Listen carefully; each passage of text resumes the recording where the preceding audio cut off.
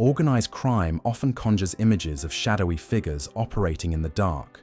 But in today's digital age, some criminals flaunt their ill-gotten wealth openly. Aram Sheibani, a British Iranian, epitomized this modern criminal archetype. Living a life of luxury, with designer clothes, private jets, and high-end properties, he masked his illicit activities behind a facade of success. However, beneath the surface lay a complex web of drug trafficking, fraud, and money laundering that spanned continents. This narrative delves into Sheibani's rise and fall, shedding light on the global implications of such crimes. Hello, ni hao, hola, habari, bonjour, marhaba, namaste. At Crime Watch Vault, we delve into the world of true crime, unsolved mysteries, and compelling fiction stories. Each story we share is based on information already in the public domain and is presented for educational and research purposes. Please remember, we are not involved in any investigations. Our goal is to explore these cases with respect and thoughtfulness, offering insight and sparking meaningful discussion. If you have a passion for the mysterious and the unexplained, you've come to the right place. Now let's get into today's story. Born in Iran in 1980, Aram Sheibani's early life was marked by upheaval. His family fled the Iran-Iraq War in 1986, seeking refuge in Manchester, United Kingdom. Despite claiming a privileged background in Iran, with his father holding a high governmental position and his mother managing a hospital, their life in the United Kingdom was modest. Sheibani's parents separated and both relied on benefits to support themselves. In Manchester, Sheibani started with humble jobs in telesales and takeaways. At 19, he ventured into property investment, purchasing a house in Hume with his parents' assistance.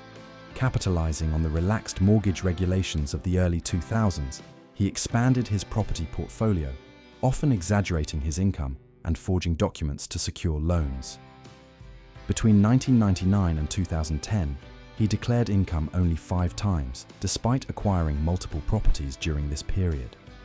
As his property empire grew, so did his criminal activities. Sheibani transitioned from mortgage fraud to international drug trafficking, establishing connections with cocaine suppliers in Colombia. His operations extended across Europe, involving smuggling through airports and shipping routes. Despite his attempts to appear as a legitimate businessman, his lavish lifestyle and unexplained wealth eventually drew the attention of law enforcement. Sheibani cultivated the image of a self-made millionaire, modern Gatsby basking in wealth and status. He didn't just enjoy luxury, he flaunted it. He drove a fleet of high-end cars, including Range Rover Bentley and an Audi R8. His social media posts featured glamorous vacations to Dubai, Ibiza, and Marbella, private jet selfies, and rooftop parties. But behind the filters and designer labels, Sheibani's riches were the fruit of international drug trafficking and financial fraud. This was a man obsessed with image. He had £10,000 worth of cosmetic dental work in Turkey hair transplants, and even purchased contact lenses to alter his eye color. His clothing choices came straight from the world's elite fashion houses, Gucci, Louis Vuitton, and Balenciaga. It was a calculated facade lavishness to deflect suspicion and attract admiration.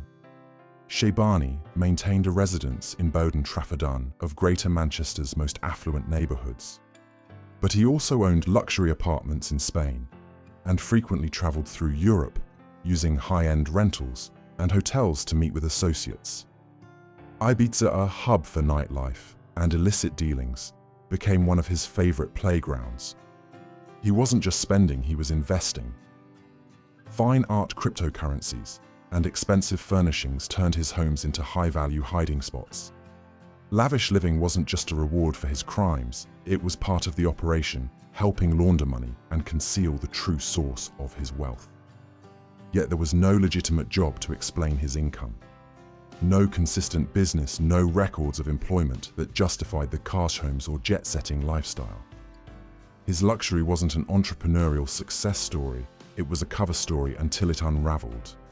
Police eventually used his lifestyle as evidence, arguing in court that the extravagance was incompatible with his declared finances, When his properties were raided, authorities found not just cash and drugs, but the visual receipts of a man who lived large and lied even larger. While many viewed Sheibani as a savvy property investor, the truth was far murkier. By the time he was arrested, he had built an empire of at least 9 properties across the UK valued at over £5 million. These weren't just homes, they were laundering machines. Sheibani's first foray into real estate began legitimately enough, but it soon evolved into a critical part of his criminal enterprise. He used forged documents, fake payslips, employment records, and banking statements to obtain mortgages. These documents made it appear that he was a successful, high-earning professional, allowing him to borrow large sums with little scrutiny. Some properties were bought with undeclared cash funneled from drug profits, and others were acquired using aliases or through straw buyers. These homes were rented out, generating clean income or flipped for profit, often with inflated valuations. The goal wasn't just profit, it was to integrate illicit funds into the legitimate financial system. His Manchester properties weren't in rundown areas. They were high-end homes in sought-after neighbourhoods like Bodona, a leafy suburb known for its affluent residents. Abroad, held apartments in Marbella, Spain. Another hotspot for international money laundering and criminal networking. When investigators began piecing together his assets, they found discrepancies everywhere. He had mortgages he shouldn't have qualified for, real estate purchased with no declared income, and houses outfitted with luxurious finishes, far exceeding any visible budget. During the police raids, properties were found to be wired with high-end surveillance systems, hidden safes, and in some cases, modifications designed to conceal cash or drugs. In one home, cash was literally hidden inside walls. The Crown Prosecution Service argued that Sheibani's property dealings were central to his operation. They weren't just places to live, they were active components in a wide-reaching conspiracy to disguise the proceeds of crime. In court, prosecutors made it clear Sheibani didn't just deal drugs, she dealt in deception. His real estate empire was built not on smart business acumen, but on lease fraud and criminal connections that stretched across borders.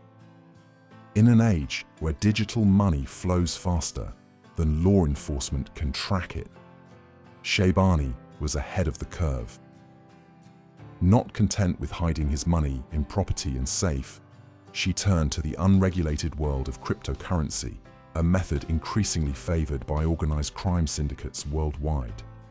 By the time police caught up with him, Sheibani held an estimated £1.5 million in Bitcoin and other digital currencies. Cryptocurrency offered him what cash and bricks couldn't: anonymity, accessibility, and agility. With a few keystrokes, he could move millions across borders, convert funds, or stash away profits in digital wallets that didn't require a name or bank. Investigators believe he used these assets to obscure the flow of drug money, storing it outside the traditional banking system to avoid detection. He didn't just dabble, he was strategic.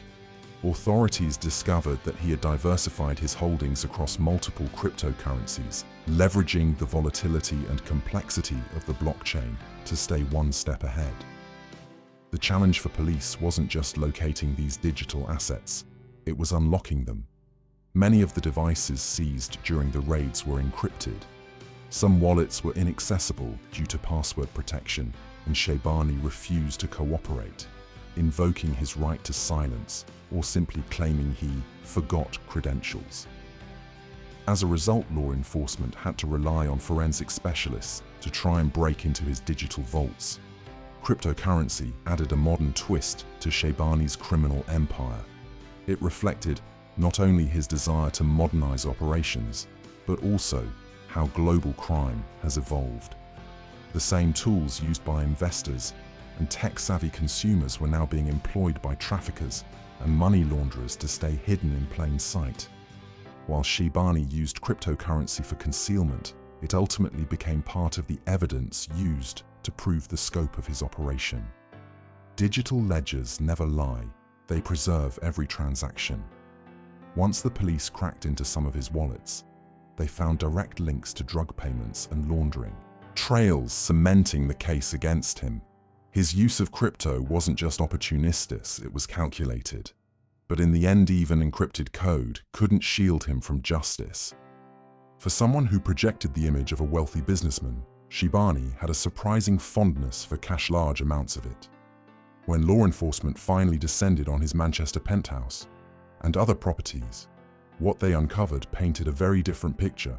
From the high-flying entrepreneur he claimed to be, officers found a staggering £1.2 million in hard cash.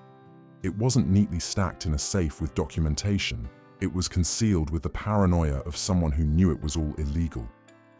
Wads of £50 notes were discovered hidden inside suitcases, stashed in walls, and tucked away in secret compartments within his high-end furniture. Even his car had been modified to hide bundles of cash, revealing the meticulous length she went to in order to conceal his wealth. The use of cash was no accident. Unlike digital transactions, cash leaves no paper trail.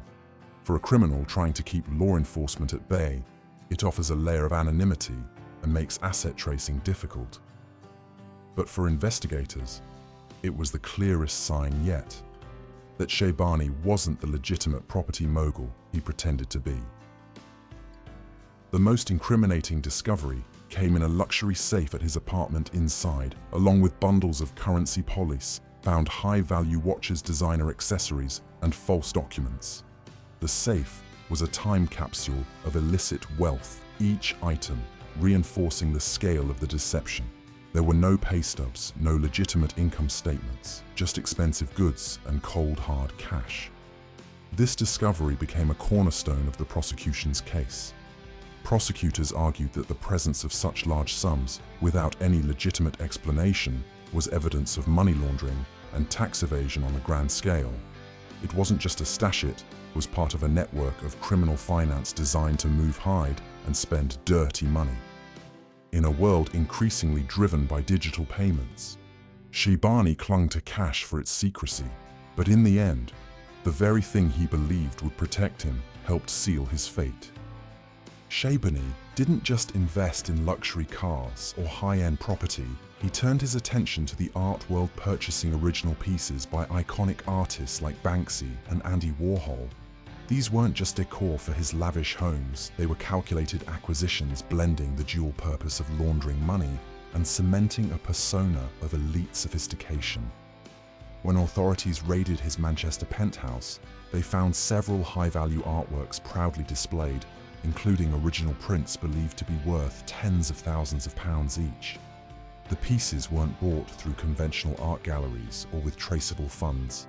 Instead, many were acquired through shadowy intermediaries or with hard cash, making them prime vehicles for turning illicit money into legitimate assets.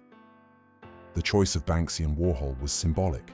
Banksy, the anonymous street artist known for his anti-establishment messages, has become a darling of both the underground and ultra-wealthy circles. Warhol, on the other hand, represents consumerism and the obsession with fame and status concepts that mirrored Sheibani's lifestyle. Owning such artworks placed Sheibani in an elite social stratum and added an air of cultural legitimacy to his home. But behind the frames, the transactions told a different story. Art, like cryptocurrency and property, offers criminals a discreet way to store and move wealth. Valuations are often subjective, ownership can be obscured, and sales can occur without ever involving a public auction. For someone like Sheibani, it was the perfect system: high value, low visibility. These artworks were eventually seized under the Proceeds of Crime Act. The UK's Crown Prosecution Service considered them tainted by the origin of the funds used to buy them. It was a rare and public example of how cultural prestige can become entangled with criminal finance. Sheibani used art not just to decorate his walls, but to legitimize his fortune and confuse investigators.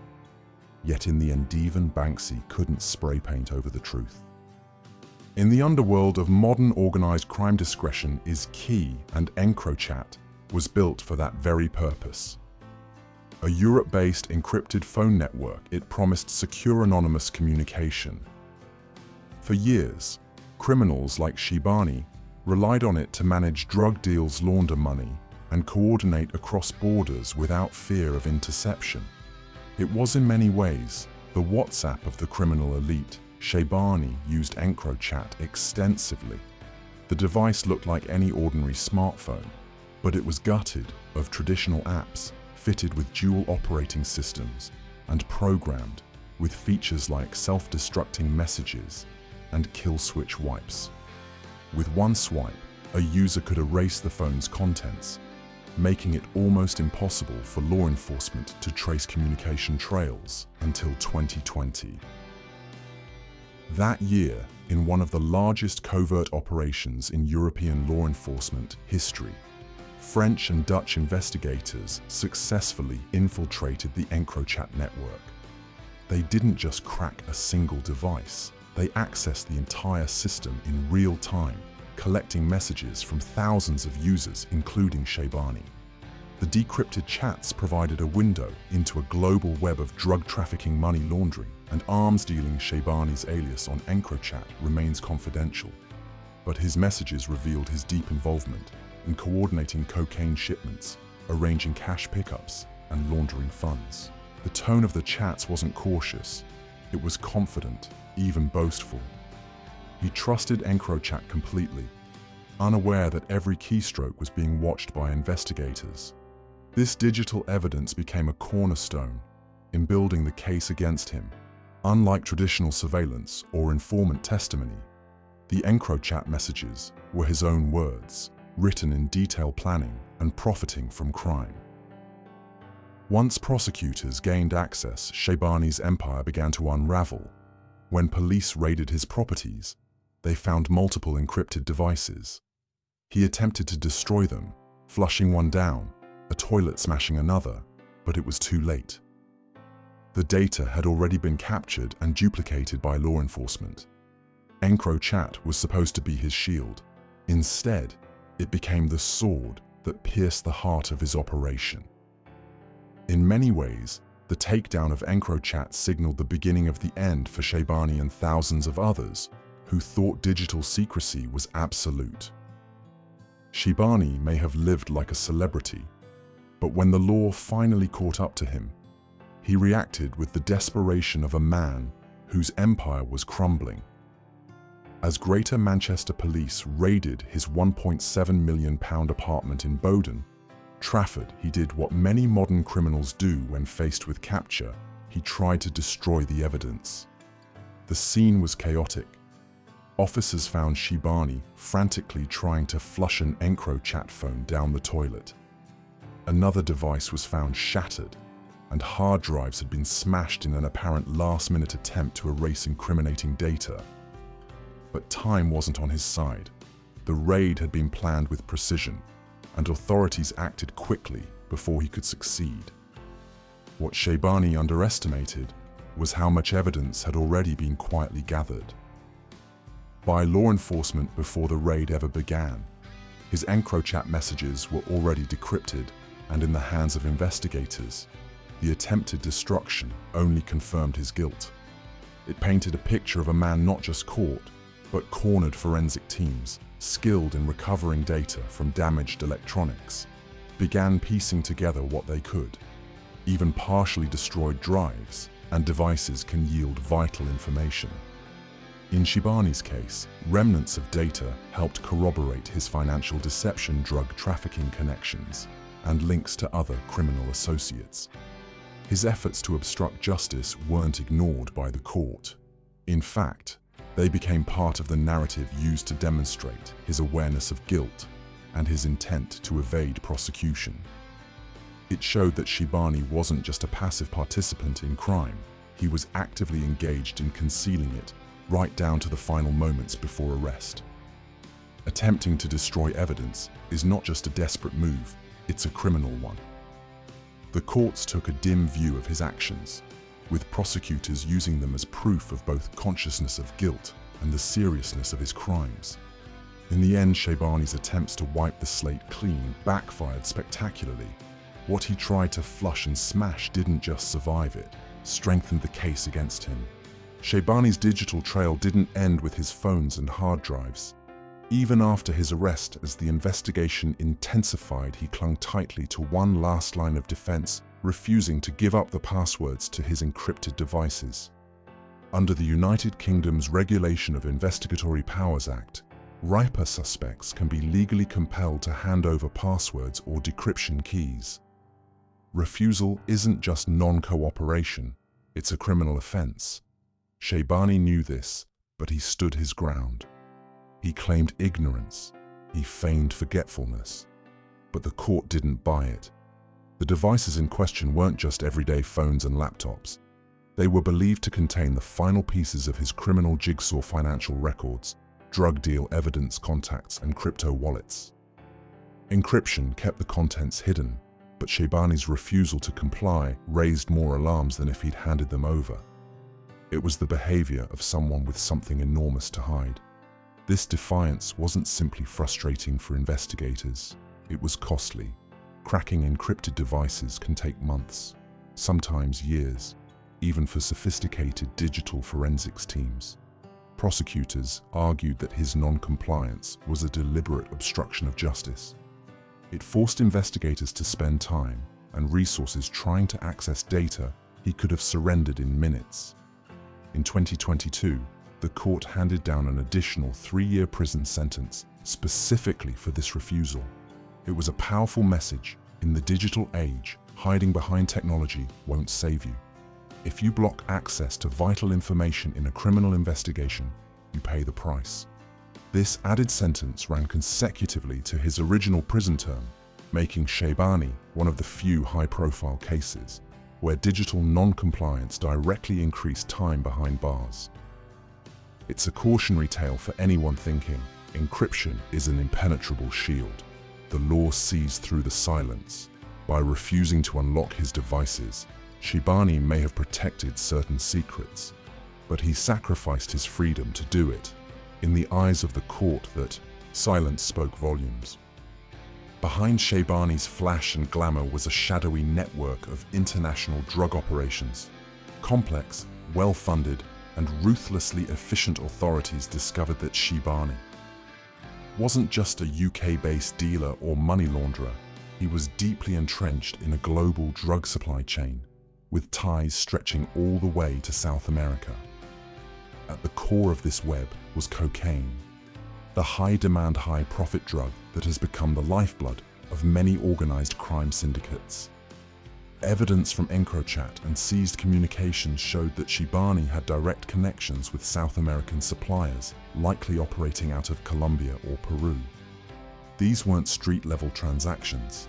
They were large-scale wholesale deals, often involving hundreds of kilos at a time. His role, logistics funding, and laundering Sheibani helped arrange the movement of shipments from source countries into Europe through a variety of smuggling routes. Investigators believe that he facilitated transportation via airports, using couriers, and through commercial shipping channels hidden inside legitimate cargo. Some routes entered through Spain, a country where Sheibani owned property, before being trafficked into the United Kingdom and other parts of Europe. EncroChat messages also revealed how cautious and sophisticated the operations were. Discussions covered packaging, drop-off points, surveillance avoidance, and profit splits. There was a clear understanding of international customs police operations and risk mitigation. Further evidence that Sheibani was no amateur. The international element complicated the investigation. Drug enforcement agencies from several European nations had to coordinate with UK authorities to trace the supply routes.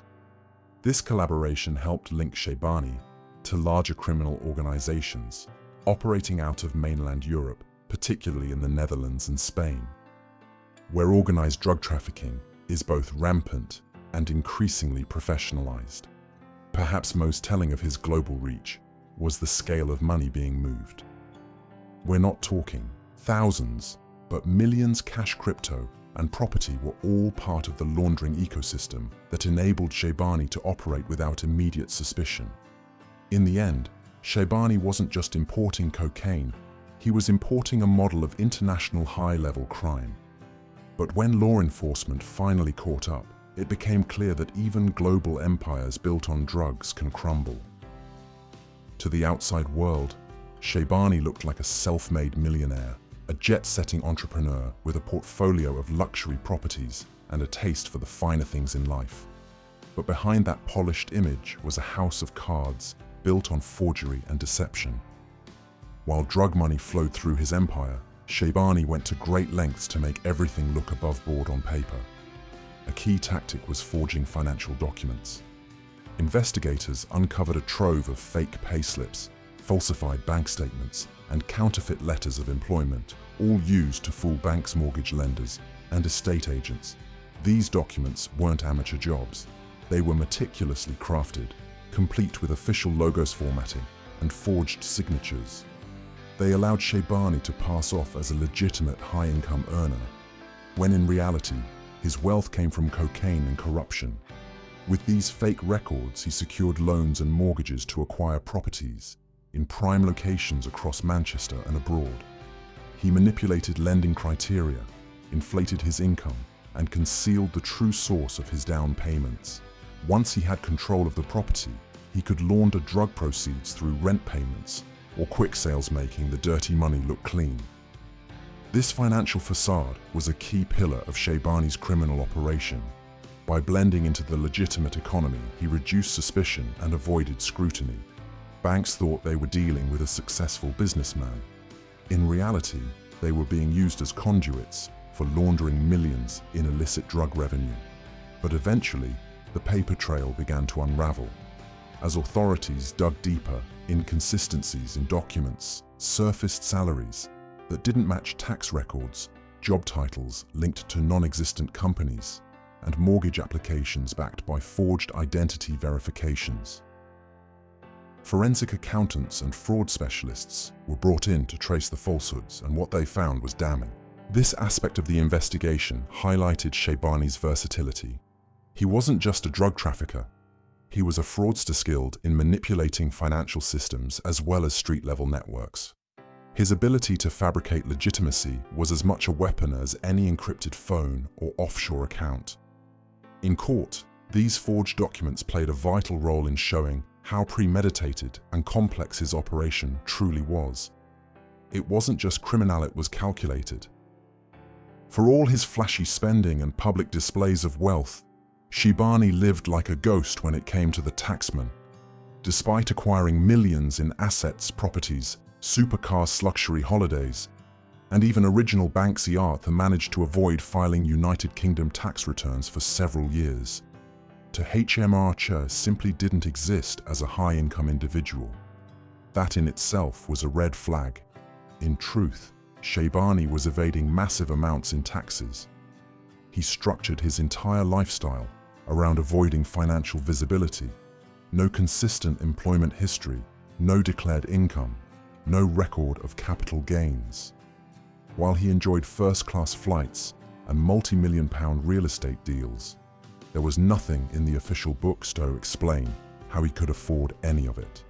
The fraud was so extensive that HMRC, the United Kingdom's tax authority, joined the criminal investigation alongside the National Crime Agency and Greater Manchester Police. Forensic tax specialists began combing through what few records they could find, comparing property purchases, bank transfers, and overseas transactions.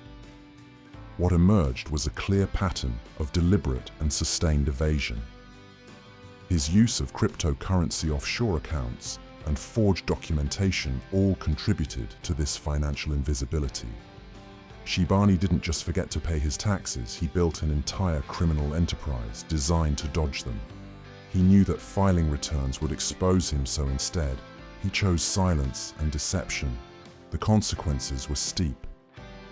MRC calculated that Sheibani had deprived the United Kingdom government of hundreds of thousands, possibly millions, in unpaid taxes, More importantly, the lack of tax filings helped prove that his wealth couldn't possibly have come from legitimate sources. If he was truly a successful businessman, he would have left a paper trail of invoices, tax returns, and earnings. Instead, there was nothing in court. Prosecutors pointed to his tax evasion as further evidence of criminal intent. It wasn't just negligence, it was a strategic move to cover up the origins of his wealth and avoid accountability. This charge compounded his sentencing and helped justify the seizure of his assets under the Proceeds of Crime Act. Sheibani may have thought he could outsmart the system, but in the end, even the taxman caught up. For all his flashy spending and public displays of wealth, Sheibani's love for luxury and excess extended far beyond Manchester. Ibiza, the playground of Europe's elite, became one of his favorite getaways, synonymous with champagne, yachts, and sun-drenched debauchery. But behind the beach clubs and private villas, Sheibani wasn't just on holiday, he was moving money. Authorities stopped him on at least 2 separate occasions at UK airports, catching him red-handed with large sums of undeclared cash. In total, over £42,000 was seized, including stacks of notes hidden in luggage carried in person and not declared at customs. These weren't travel expenses. This was drug money being shifted across borders. Under United Kingdom law, travellers must declare if they're carrying more than €10,000, or its equivalent, when entering or leaving the country. Sheibani never did. On both occasions, he attempted to move the money quietly, hoping to slip under the radar. But customs officials trained to spot suspicious behavior and profiles flagged him. The fact that he repeatedly traveled between Spain and the United Kingdom with expensive designer gear and no visible means of income didn't help his case. What these seizures revealed was a broader strategy of smuggling money between countries, keeping it off the grid, avoiding bank scrutiny, and enabling laundering through foreign properties or crypto purchases. Ibiza, with its booming real estate scene and fast cash economy, was the perfect location to wash dirty money clean. For Sheibani, the cash seizures were more than just minor setbacks. They signaled to authorities that his wealth couldn't be explained through legitimate income. These encounters triggered further inquiries from HMR Cand, the National Crime Agency, eventually linking him to broader financial and drug-related crimes. Investigators began pulling records of his international flights, border checks, and baggage inspections, building a profile of someone systematically trying to move illegal funds under the radar. In court, prosecutors emphasized that these weren't isolated incidents or travel misunderstandings. They were deliberate, coordinated acts of concealment. He wasn't just trafficking drugs, he was trafficking the profit stew. Ultimately, these seized bundles of cash added another nail in the coffin in the high-stakes game of criminal finance. Sheibani gambled that no one would notice, but customs did. Sheibani's crimes cost society dearly, but in April 2024, the justice system began reclaiming some of the damage. Under the Proceeds of Crime Act, Manchester Crown Court ordered Sheibani to repay £3.5 million within 3 months or face an additional 10 years in prison. It was one of the largest criminal repayment orders of the year and a major win for authorities. The repayment wasn't arbitrary. It was the result of a detailed financial investigation tracing the vast wealth Sheibani had amassed through drug trafficking, property fraud, and money laundering. His portfolio included more than a dozen properties, luxury cars, rare artwork, encrypted digital wallets, and hundreds of thousands in hidden cash. Investigators painstakingly calculated the full extent of his criminal gains. The court determined that £3.5 million was recoverable either through the sale of assets or forced liquidation of holdings. If Sheibani failed to pay, he would serve another decade in prison on top of his existing 37-year sentence. The message was, clear crime doesn't pay unless the price is repaid. The ruling also included seizure of high-value goods, including his Lamborghini Rolex watches designer clothing and his prized collection of art featuring works by Banksy and Andy Warhol. His cryptocurrency accounts were frozen and assessed for value. Property titles were transferred to the state, with plans to auction the homes. This wasn't just about punishment, it was about deterrence and justice. The Proceeds of Crime Act is designed to prevent criminals from enjoying their illegal wealth after serving time. Sheibani, who once paraded his riches on social media and lived like a celebrity, now faced the reality of stripped assets and further prison time.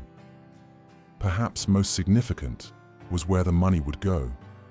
Authorities announced that a portion of the recovered funds would be reinvested into anti-crime and youth intervention initiatives in Greater Manchester, transforming ill-gotten gains into support for communities most affected by drugs and violence.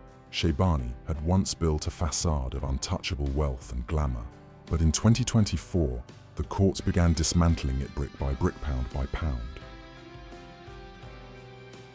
The fall of Sheibani didn't happen overnight, but when it came, it was dramatic. Thorough and definitive years of investigation culminated in a high-profile trial that exposed the full scale of his criminal empire. The court proceedings held at Manchester Crown Court painted a vivid picture of a man who lived lavishly, lied effortlessly, and built his fortune on exploitation and evasion. The trial lasted several weeks. Prosecutors brought forward an overwhelming mountain of evidence: surveillance footage, encrypted chat messages from EncroChat, fake financial documents, seized cash and cryptocurrency, and testimony from forensic accountants and law enforcement agents. The narrative they presented was damning. Sheibani was not just a participant in organized crime, but an architect of it. He stood accused of numerous charges, including conspiracy to supply Class A drugs, primarily cocaine, money laundering, fraud, forgery, possession of criminal property, failure to comply with a court order to unlock digital devices. In June 2021, Sheibani was convicted on multiple counts and sentenced to 37 years in prison. The sentencing judge did not hold back. Describing him as a manipulative and arrogant individual, the judge noted that Sheibani's refusal to cooperate, his attempts to destroy evidence, and his repeated lies to authorities warranted the maximum penalty. The additional 3-year sentence for failing to provide passwords to encrypted devices was added on top of his primary conviction, underscoring how digital obstruction is now viewed as a serious crime in the justice system. Throughout the trial, Sheibani maintained an air of defiance. He refused to admit wrongdoing, stuck to his story of legitimate business ventures, and denied being involved in drug trafficking. But the evidence was simply too overwhelming, and the jury saw through the illusion. For many observers, the case marked a landmark in modern criminal justice, a convergence of traditional drug crime, high-tech financial manipulation, and globalized laundering methods. It showed how today's criminals aren't just dangerous, they're sophisticated. And it showed that no matter how high you rise on lies, there's always a reckoning. As of 2025, Sheibani remains behind bars, serving what is still one of the longest sentences ever handed down in the United Kingdom for a drug-linked financial crime. His prison term of 37 years, with an additional 3 years for contempt of court, has made him a cautionary tale in both criminal and financial circles. It also serves as a landmark case for law enforcement agencies, battling the blurred line between flashy success and deep-seated criminality. Sheibani is currently incarcerated in a high-security prison, where he is under constant supervision due to his criminal network ties and past efforts to obstruct investigations. Sources close to the case say he has remained uncooperative with authorities, refusing to divulge further details about his drug associates or the full extent of his overseas assets. In April 2024, 3.5 million proceeds of crime order gave him a new ultimatum: repay the money within 3 months or face another 10 years in prison. As of now, there are no public reports confirming that Sheibani has managed to satisfy that repayment order. If he fails to meet the deadline, it's likely that he will remain in prison far beyond his original sentence, turning what could have been a return to freedom into a lifelong incarceration. There is no evidence yet that Sheibani has cooperated with financial authorities or offered insight into the whereabouts of hidden crypto assets or offshore holdings. This silence has only deepened speculation that a portion of his wealth remains buried in encrypted wallets or shielded behind shell companies abroad.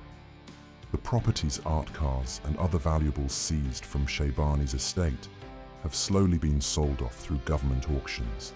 Proceeds are being funneled back into community and crime prevention programs across Greater Manchester, a full-circle moment for a man who once stood above the law now, funding its enforcement. His empire is gone, his freedom too.